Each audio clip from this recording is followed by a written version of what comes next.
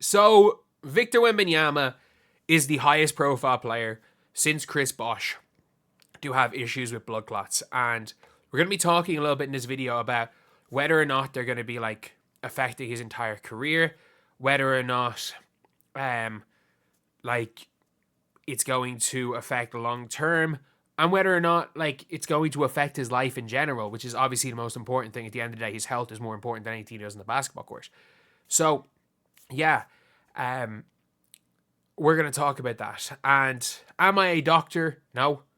But again, in a previous video, I did say like I'm somebody that got it after my Achilles surgery in 2022. I got a DVT, which was the same thing as Victor Wembanyama had, except instead of like the doctor catching it early, I had one on my lower leg.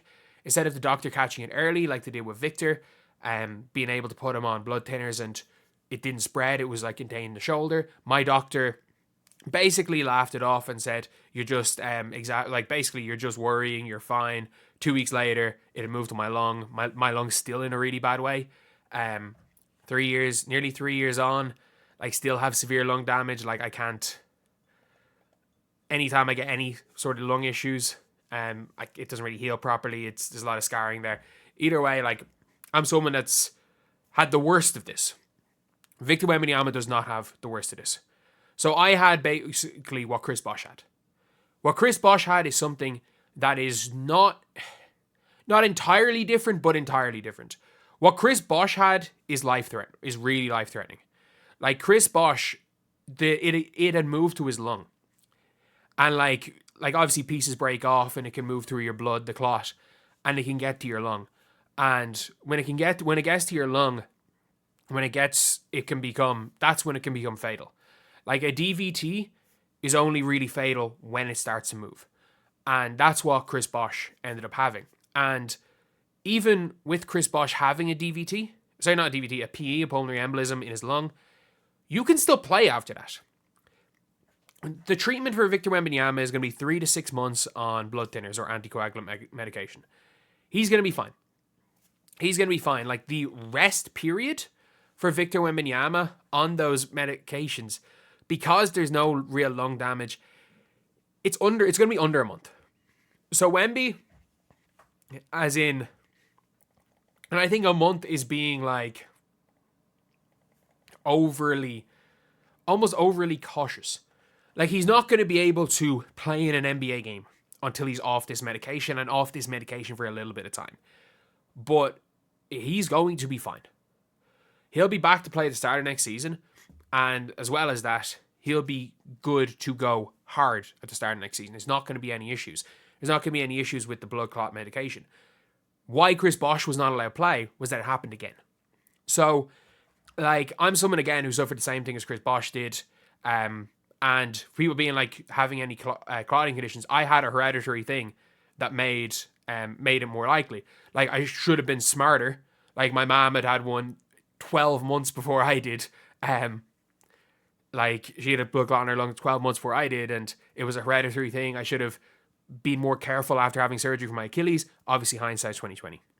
But because Bosh had a hereditary thing that made him more prone to blood clots, and he got a second one.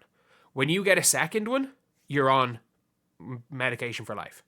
So, especially in like active people and young people, what doctors do tend to do is after you do your 3 to 6 months on anticoagulant medication, they take you off it because like there are risks being on blood thinners. If you get cut, if you get a hit to the head, it's like that's why you can't play. So there are risks for even just normal day-to-day life.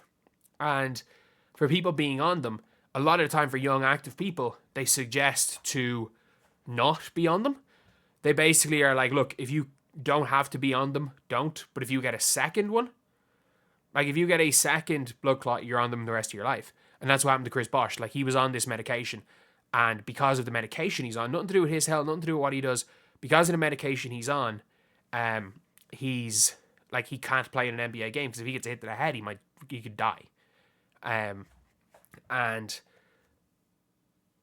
Chris Bosh not taking the medication because he'd had 2 blood clots. Like having a blood clot makes you more likely to get a second one. If you've got 2, you're a lot more likely to get a third one. And especially where it was with Chris Bosh in his lung, like there was a not high. People being like, oh, he's like, there's a high chance he could die from it. It's like, there's still a very low chance with the way him playing pro ball being monitored all the time of him passing away. But the NBA are not going to take a low chance of someone, a chance of someone passing away, rather than like almost forced retirement. So that was the situation with Chris Bosh. With Victor Wembanyama, just like with Ingram, just like with Asar Thompson, just like with like the likes of Varejao, Tledovic before that, like there's been people are like, oh, this is only a new thing post-COVID. It's like, one, Ingram was before COVID. Two, there was like 4 in 2015 alone. Like there were plenty. There were more, like the fact that there are with the NBA players being high-level athletes and going straight from games into long-haul flights, the fact that there aren't more is a shock. Like, it's ironically something in young people that affects people that a lot of time that are more active. Like, if it's not caused by something, like mine was literally caused by a surgery and probably not moving my foot enough and sitting down long hours after my surgery and just not thinking it, and my doctor's also telling me to go off the blood thinners they gave me after surgery way too early. But it's just, I'm surprised it's not more common. But the good thing is with Victor is that he's just got to be real careful. He's got to be real careful. Like any of those long flights, get up. Like it's as simple a lot of the time as if you are not sitting down too long. If you're going to be sitting down for long, wearing, like on flights, wearing compression socks, every 90 minutes on a flight, getting up, kind of moving around. Like a lot of the preventative measures for blood clots are just simple things like that. Like, again, they're things that are very common, I know, in like taxi drivers, people that are sitting down for long periods of time. It's common. Obviously, for athletes, you wouldn't think that, perfectly healthy athletes, but it can happen, especially in those long plane flights. Like, there's nothing, like, there's a good chance with a lot of these players that there's something hereditary. But it being hereditary does not mean that he has to retire. It doesn't matter what hereditary issue you have. Once you have the blood clot, that doesn't matter. You're more likely to have a second one, regardless of what the history is. And again, am I a doctor? No. Did I go through the Chris Bosh thing? Yeah. Did I have what Victor Wembanyama had? Yeah. So it is, and like I'm not currently on blood thinning medication. Like, I've dropped a lot of levels playing basketball after the Achilles injury and the blood thinner stuff, but that was more so with the case of, with my lung damage, it is extremely difficult for me to get in shape.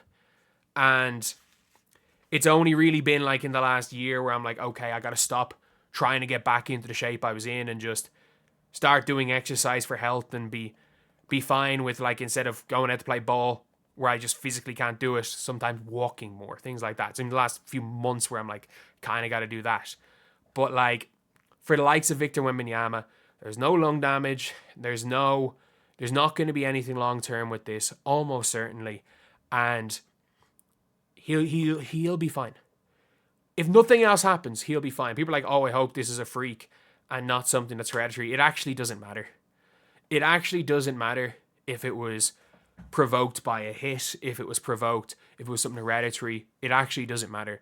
All that he can do now is, for the next few months, take the anticoagulant medication, whether it be somewhere between 3 to 6 months, still work out in the summer, still get all his reps in, and come back next season and play. And just for the rest of his life, he's got to be careful about it. He'll be fine. But a lot of people are like, oh, I hope this is just a freak accident and not caused by something. And it's like, it actually doesn't make that much of a difference. As long as he does not get that second clot. If he gets that second clot, his career is done. His career is done if this happens again. Because while, yes, a DVT in your shoulder, being caught early, like, he's not going to die. It's not life-threatening.